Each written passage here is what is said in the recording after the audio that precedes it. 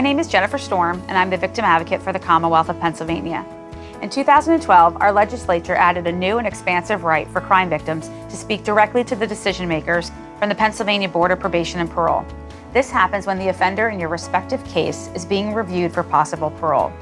In order to fully prepare crime victims and their supporters for how this new process works within the Office of Victim Advocate, we have created this video to walk you through the process. One of our primary roles at the OVA is to ensure crime victims fully understand the services we offer and how to engage them. At the time of sentencing, all persons convicted of crimes in Pennsylvania are sentenced by the courts to a minimum and a maximum sentence. It is vital that you understand that regardless of the sentence your offender received in court, every offender in the Commonwealth of Pennsylvania is eligible for review at his or her minimum sentence to date. So if your offender received a sentence of 10 years to 30 years, they will, by law, come up for parole consideration at that 10-year mark.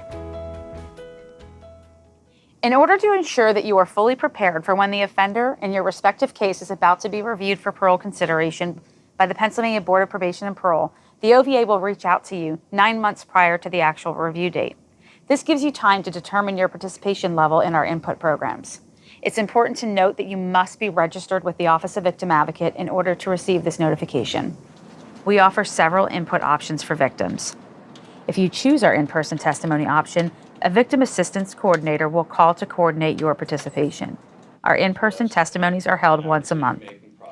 Your victim assistance coordinator is here to answer all of your questions, ease your concerns, and assist in any way we can. All testimony is heard at the central office of the Pennsylvania Board of Probation and Parole, located at 1101 South Front Street in Harrisburg, PA, otherwise known as the PennDOT building. When you schedule your participation, you will be asked to arrive 30 minutes prior to your scheduled interview time. You can park in the parking lot in front of the building. Enter through these doors. You will be asked to provide your victim assistance coordinator with the name of all persons who plan to attend, so we may give that list to our security officer. When you walk in, you will check in with the security guard. You will be asked to provide identification to verify your identity, and the security guard will check to make sure you're listed on our security list. The security guard will then call up to the OVA offices, and your victim assistance coordinator will come down to greet you and accompany you to our testimony space.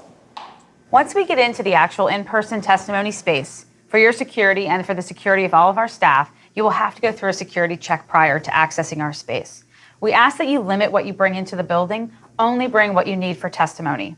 You're more than able to bring photos, written materials, posters, and any other items that will help you to illustrate your story and its impact into the testimony space. Just understand that anything you bring will be inspected. We are now entering our in-person testimony space. This is where our second security guard will greet you and wand you to ensure no weapons come into our space.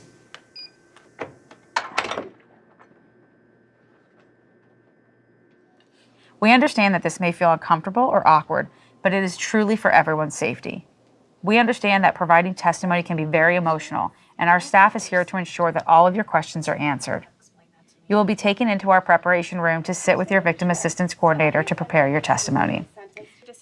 They will be able to answer any questions you have about the parole process and your testimony. They will also ask you how many people will be speaking to the board and in what order you would like to go, so that once you enter the hearing room, your testimony can begin as soon as possible. They will go over this sheet with you and discuss parole factors. Goes over some of the guidelines of the board's ready for you now. Okay, Ashley, follow me, please. When it is your time to provide testimony, you will be called into one of the hearing rooms. The decision makers in your case will be seated here, and you and your loved ones will be asked to sit here. You have 60 minutes to provide your testimony. It may not take you the whole 60 minutes to share your testimony, and that is okay. If you only speak for 10 minutes, that's also okay. If you run a little over, that's also okay. However, we do ask that you try to limit your testimony to the allotted 60 minutes, as we are running cases every hour on the hour in order to accommodate the cases scheduled for that day. Your testimony will be recorded. This is for two reasons. First, if when voting on a parole consideration of an offender, two decision makers do not agree, a third or sometimes fourth or fifth decision maker will need to weigh in on the case.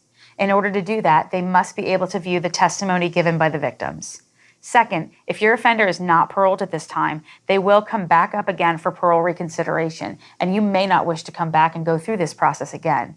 In that case, we can use your testimony for the decision makers to view electronically. It is vital that you know the offender in your case will never be given any indication that you have provided testimony or input. By law, your testimony in all its forms is held in the strictest of confidence. Ashley, this is Mr. Smith. The board members will greet you, and you may greet them. They are not here to ask questions or analyze the facts of your case. A court and a jury has already done that. Their sole purpose is to understand the impact of the crime on you and to listen to your concerns and wishes should the offender be paroled. We appreciate how emotional it can be for you to relive the details of your case. It is normal to feel anxiety, fear, and a ton of emotion all at once.